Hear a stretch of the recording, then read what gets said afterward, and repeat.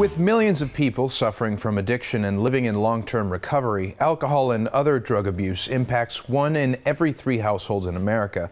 Jim Hood, co-CEO of Facing Addiction with the National Council on Alcoholism and Drug Dependence, joins us with information on a new resource for addicts. Good morning, Jim.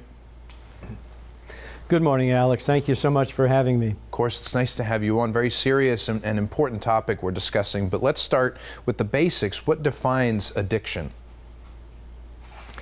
Well, this is a subject that is incredibly important to me, Alex. I lost my oldest boy, my beautiful son Austin, to an overdose just before his 21st birthday. So I am living proof of what this thing can do to Americans and American families. What defines addiction, although it's complex, is fundamentally it is a chronic, recurring brain disease. So it's an illness that lives in the brain, and it's recurring and it relapsing, and it's chronic.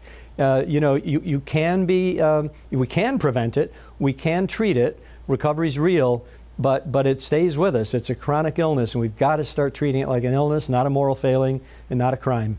Right. Well, first of all, our condolences to you in the loss of your son. No parent should ever have to go through that. But of course, we have to wonder why this epidemic has taken such a hold over America.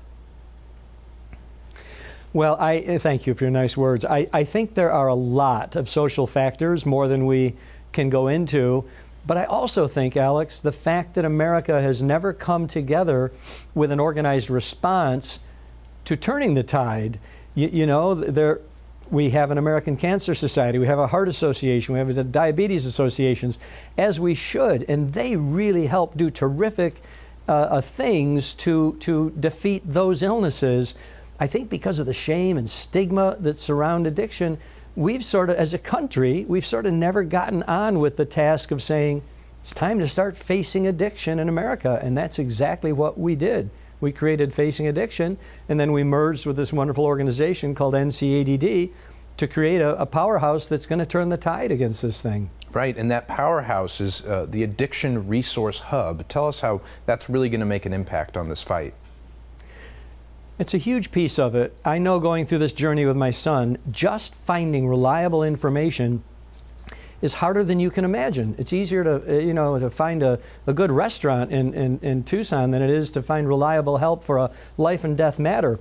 Worse, when you go online, Alex, you don't realize it, but a lot of the information you get is not accurate. It may be deceptive. It can be downright life-threatening.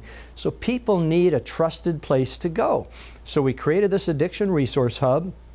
It's online. It's user-friendly. Everybody knows how to do things like this on a computer. You log on to it. It's free. It's free.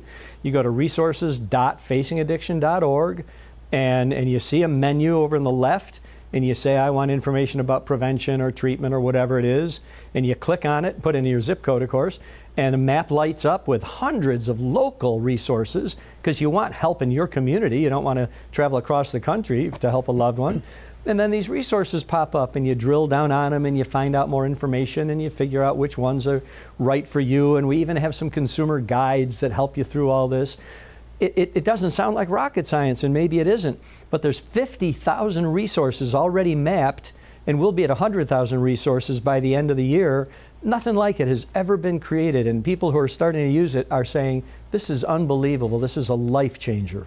Well, it is a life changer. It's certainly that first step in the road to destigmatizing getting help for this type of addiction. So, Jim, again, thank you so much for joining us, for everything you're doing, and for sharing your very personal story with us.